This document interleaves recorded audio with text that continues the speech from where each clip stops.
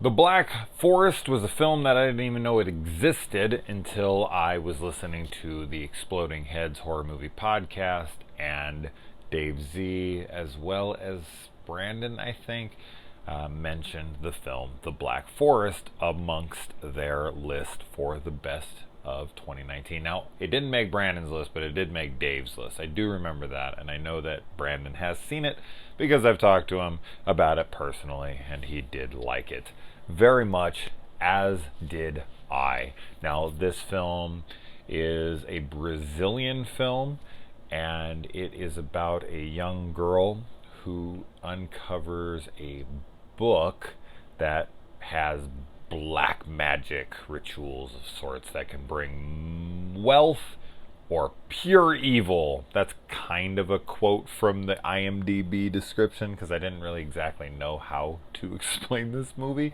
because this is a bizarre flick. It's very fairy tale-esque at times. Starts off pretty serious, and then as it goes on, the tone of the film almost becomes like Sam Raimi-ish.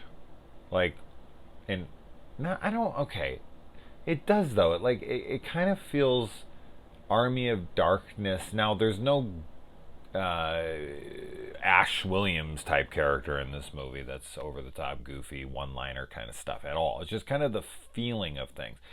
The black magic and the demons and all that stuff, and then the silliness of the tone while also yet being dark and foreboding. Then the way those blend together, it's not something I see regularly.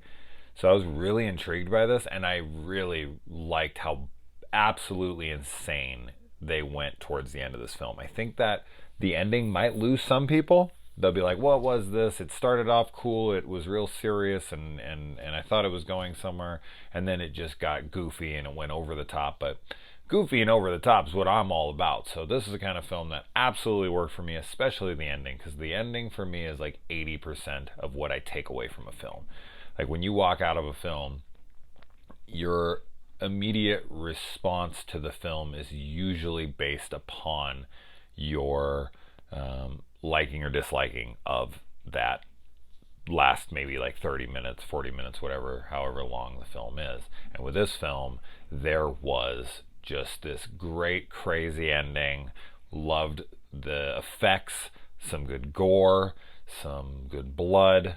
I thought the acting was good because, and I thought they were kind of asking a good amount from their actors because, as I said, the film has a very bizarre tone to it, and now there's a translation issue, of course, so I can't really tell to a good degree of how well their acting is going. But for what it was giving to me within the film, I was like, all right, yeah, this is working. I really liked the lead girl here. I thought she was a cute girl, and her performance was solid.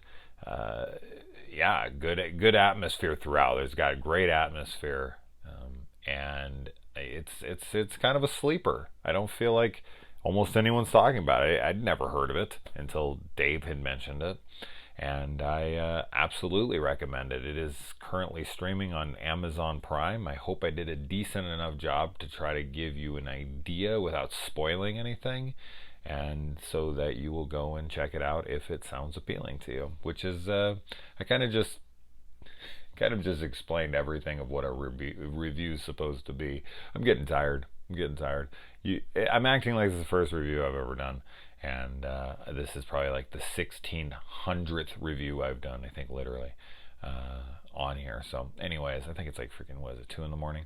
Alright, I gotta go to bed. I absolutely recommend this movie. If you have Prime, you don't mind subtitles, you like crazier endings, films that are all over the place when it comes to their tone, which sometimes I complain about that actually on the channel a decent amount, that the tone really never knew what it was doing. But for some reason, I was really, really along for this ride because I just kept wanting to see what was going to happen next, where the hell this was going.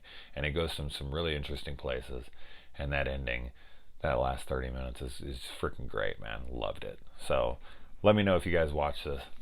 Adios.